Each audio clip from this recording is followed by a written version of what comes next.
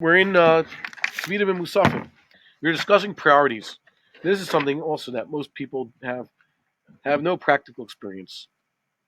Why? Because we don't do this. But this is something that comes up in the Beis Hamikdash. The Kohanim have to know what takes priority and what doesn't. All right.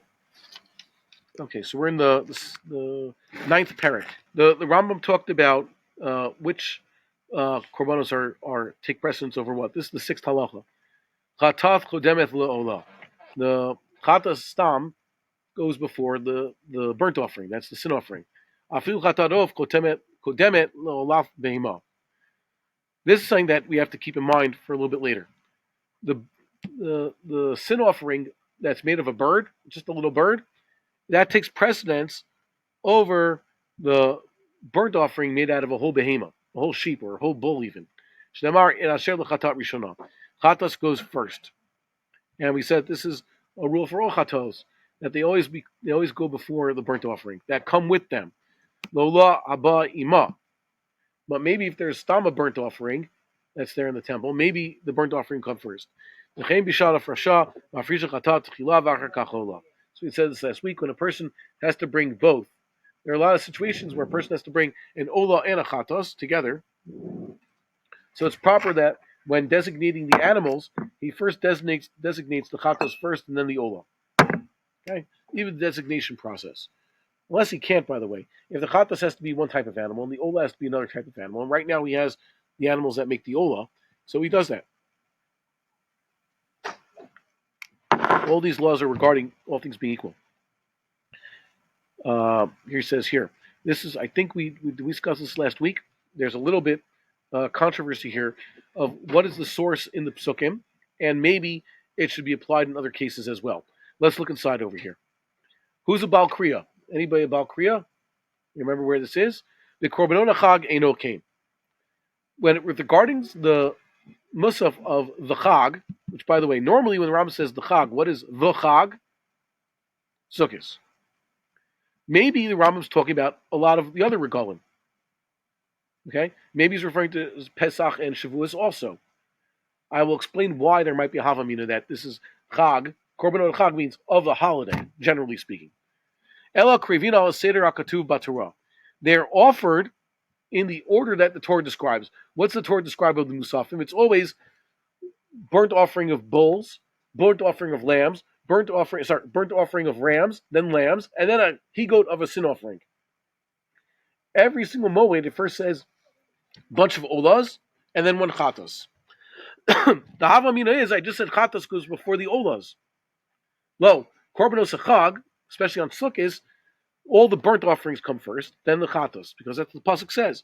Shnemar kimish patam. It says kimish patam. Where does it actually say kimish patam?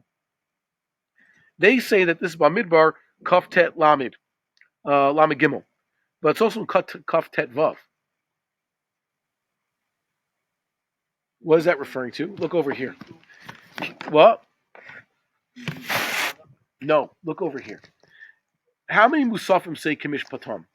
Do this kimish patam. So you open up Bamidbar to Parshas Pinchas in the back. By the way, maybe kamishpat or kamish patam. Mishpatam is their mishpat, right?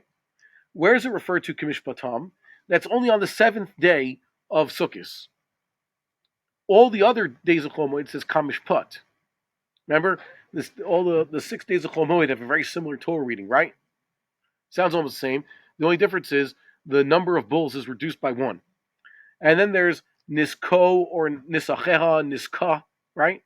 So all the days it says kamishpat, and on the seventh day it says kamishpatam. And in, what is it, the sixth pasuk over here, sorry, reason I'm jumping ahead, the sixth pasuk was talking about a different musaf. Regarding every day of Sukkot, what do we have? On the first day, it doesn't say kamishpat or kamishpatam. It doesn't say it at all, right? And on the, if you look at it right over here, here's the musaf of the first day of Sukkot. Okay, there's no word here that says kamishpat or kamishpatam. On Chol Moed, suddenly it says kamishpat. The second pasuk says lakvasim b'misparam kamishpat, and kamishpat occurs days 1 through 5, and then 6 also. And suddenly, on day 7, you get Kimish Patam. So maybe because it's throughout Chol Hamoed, it's called that. I don't know. And by the way, Shmini Atzeres, it's also Kamish Pat. So on day 1 of Sukkot, there's no Kamish Pat. Days 1 through 6, and days 2 through 6, and day 8 is Kamish Pat, and day 7 is Kamish Patam. Like what is that? The way it's supposed to be. And by the way, in context, it's talking about the Menachos and the Nesachim, okay, are Kamish Pat, which means I'm not going to go through how much flour and oil and wine you have to bring for each particular animal because you already know the rule. You said it so many times until this point. It's Kamish Patam. For every bull, for every ram, and for every lamb, there's a certain amount of flour, oil, and wine that we've discussed before. So that's Kamish Patam. So the first problem is that Kamish Patam is only mentioned on one day of Sukkot, the 7th day, and on 6 of those other days it's Kamish Pat, and on the first day it's not even. The Rambam says, well, and not only that, Shabbos is just 2 olas. Yeah, but the the mincha. So what does it say on Shabbos? So on Shabbos, it says there's not even a chatos, by the way, so there's no nafkamino. Okay? There's no kamish patam on Shabbos. See? It's on, there's a similar word used, not even in Rosh Chodesh either. Okay? So let's finish the halacha, then we'll get into now the question. At the beginning, you first bring the bulls as the burnt offering, because that's what it says. First says, amount of bulls. On Sukkot, it's started off with 14 bulls, right? Lachrehem elim, and then the rams. Lachrehem kvasim, the 14 lambs. Lachrehem sirim, and then come the goats. And each day it's just one goat, by the way. The goat is the chatos. Afal pisha sirim chatot v'chol elu shekadmu otan olot. Even though the sirim are sin offerings, they go after all the other burnt offerings.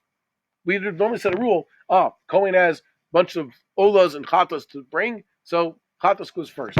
But because in the pasuk of the chag, whatever that may be, it says kemish patam, the chatas goes first.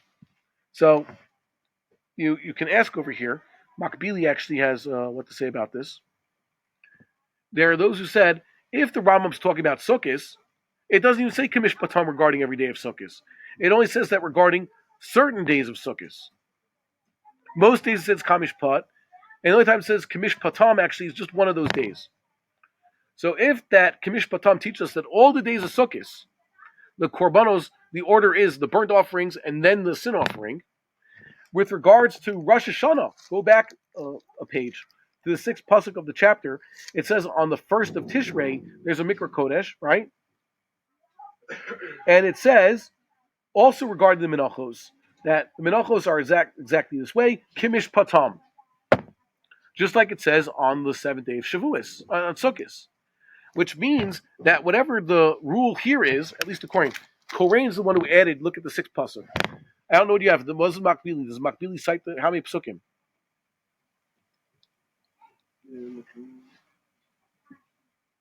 Machon Mamre only mentions Kamish Patam on the 7th day of Sukkot. Which pasuk does he mention this refers to? Bamidbar what? Aleph Advav. But that's referring to the Musaf of Rosh Hashanah. Okay? You see? So let's see here. Do they put a note? I would like to see what people add here. There's no notes here. Did they say what Chag means? Did they give you a shot there in Chag?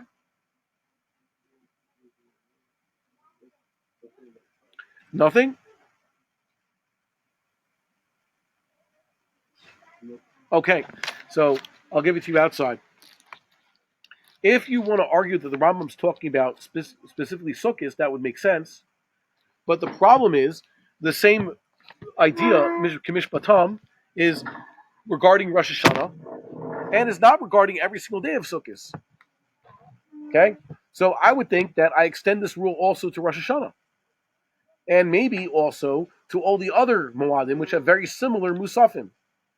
Because they're written the same way. First, all the burnt offerings, and then the Hilchot for the sin offering is always an afterthought. It's the last one on the list. Okay? If you say, for example, that this should be the order on the first day of Sukkot because of Kamish Patam, which is only mentioned regarding Menachos on the seventh day of Sukkot. The first day of Sukkot, there's no Kamish Pat or Kamish Patam. But on Rosh Hashanah, there is. And if you meant Chag, definitely Sukkot, the first day of Sukkot definitely is included in Chag. Okay, it's either either it's because it's generally a holiday, or it's the Chag, so it should apply to all the other holidays. Okay, good question. I don't know what the Rambam was getting at, and I don't see what Rav Kapach have over here. Okay, either way, it's Tzarech Iyun on that one. Let's see one more halacha, then we'll call it a week. When the tzibur has done something wrong, avodah zarah. This is at the end, right in the middle of the Sefer Bamidbar. Okay, it says here, Nechi Tishgu. This is at the end of Parsha Shlach, right? What do? This isn't a regular Par Helam Davar. This is if the whole tzibur is shogeg because the Sanhedrin's erroneous ruling regarding avodah zarah, not just any cardinal sin. Okay, so it says kol mitzvot. What's kol mitzvot? Not all the mitzvahs. It means that which corresponds to all the mitzvahs. Avodah zarah keneged kulam. So it says here, v'asu choloida par ben bakar echad leolah l'reach nichlach l'Hashem when chatov nisko kamishpat usirizim echad l'chatat. They bring an olah, which is what? A bull, and a sirizim as a chatos. One bull as a burnt offering, usual burnt offering, and one goat as a sin offering. Where do all the kids just come from now? Oh, my own kids here. Okay, look at that. Okay. It says here, Hapar Kodem, because it says Kamish Put, right? You would have thought if it hadn't said Kamish Put, the goat goes first because it's a burnt off, it's a sin offering. Yeah, it's a what? This is talking about it's par avodah zarah. So there's a bull as a burnt offering, and there's a chatas as a sin offering. Chatas should go first. Kamash Malon, the bull goes first because Kamish Put, as it's written, and the bull is written first. Ufar koim Mashiach kodim lefar helim davar shel tzibur. The par, the bull that a Kohen Gadol brings for his own particular mistake, he made an erroneous ruling and followed it himself. So he has a special korban that's mentioned in Parshas Vayikra. And then it talks about if the tzibur had done this. Okay? For whatever reason. The Sanhedrin had the entire tzibur violating Shabbos or eating chalef. Lefar helim kodem lefar avodah zarah. And that par, that particular one for all the other averos that are shogegim and chatas, that takes precedent over this particular par of avodah zarah that's mentioned here in Bamidbar. The par avodah zarah kodem l'sir shalom. The par of avodah zarah, right here that we're talking about, comes before its he-goat as a sin offering. Afal pisha par olav asir chatat. Even though the par is a burnt offering and this ear is a sin offering, so ear should go first. Shekachu seder chatuba Torah. That's the order it's written in the Torah. The order written in the Torah is first the Nasi's burnt offering, I think. Well, how's it go? Sorry, his sin offering. Go to Parshas Vayikra. It talks about chatos, right? You know what I'm talking about? It's like in the whatever. I know the Aliyah. Forget the prakim over here. It talks about the chatos. Nefesh ki techata, right? And then it talks about first the Kohen Gadol. Sorry.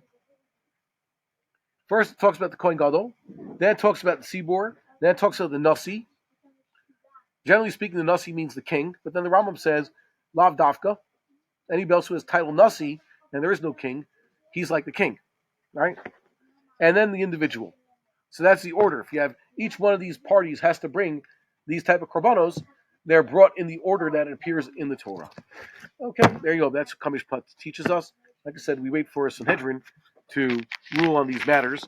So no, we follow Rashi or Rambam. Or we follow which understanding of the Rambam.